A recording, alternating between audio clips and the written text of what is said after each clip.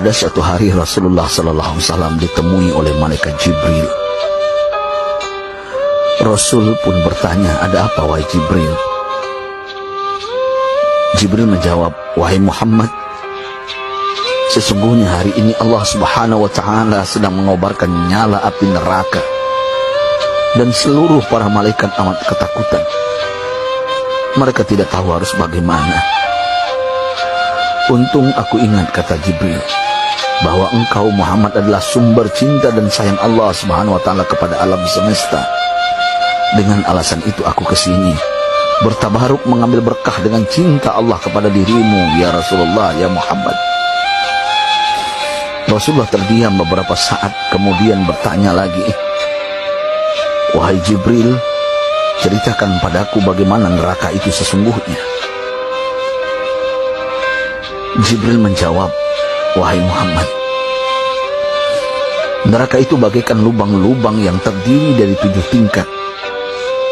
Jarak antara satu lubang dengan yang lain ialah perjalanan 70 tahun.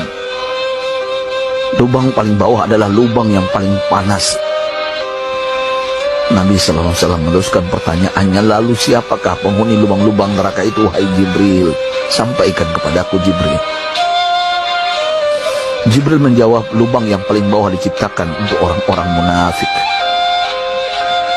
Lubang yang berikutnya untuk penyembah berhala, lalu untuk penyembah bintang dan matahari."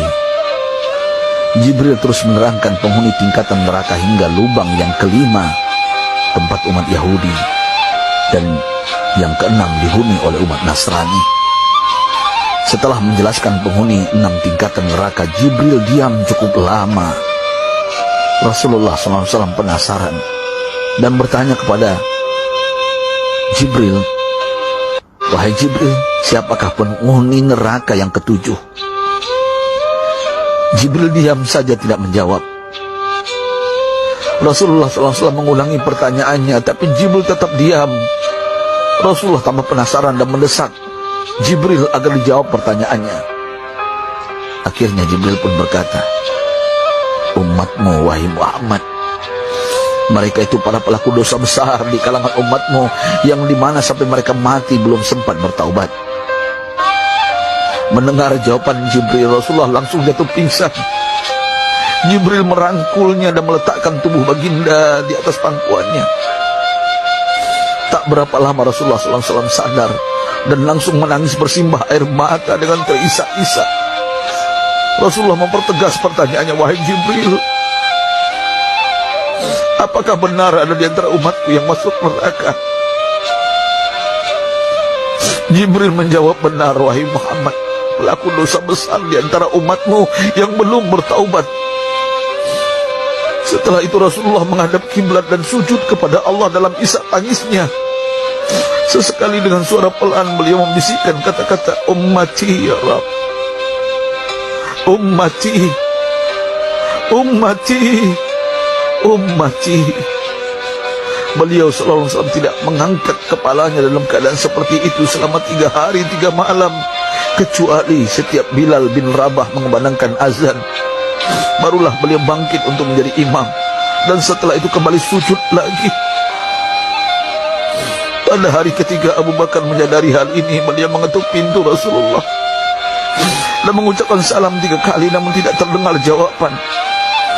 Abu Bakar sedih dan berseru di hadapan pintu Nabi besar Muhammad SAW, "Apakah ada jalan untuk masuk ke rumahmu ya Rasulullah?" Tetap tidak ada jawaban. Di jalan Abu Bakar bertemu sahabat Umar. "Mengapa engkau menangis, wahai Abu Bakar?" kata Umar.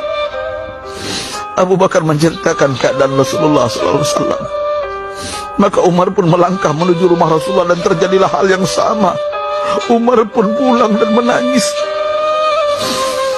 Di jalan Umar bertemu sahabat Salman Al-Farisi. Dengan terisak Umar bercerita kepada Salman hingga membuat dia amat sedih, namun tidak berani mengulangi hal yang sama. Salman melangkah menuju rumah Fatimah radhiyallahu anha dan menceritakan hal itu.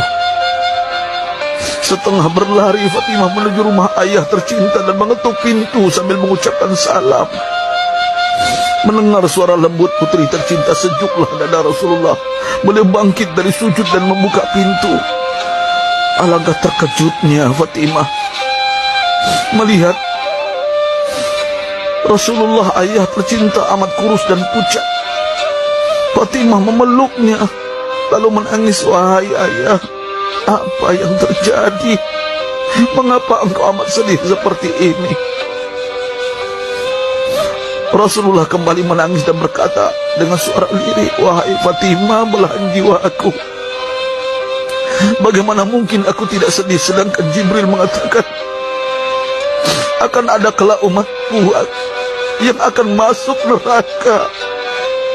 Subhanallah, betapa besar cinta Rasulullah kepada kita umatnya.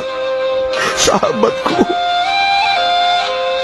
Rasulullah mencintai kita.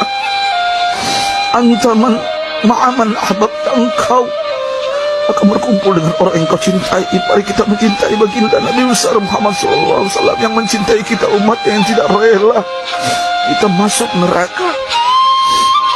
Mari kita mencintai beliau dengan berselawat.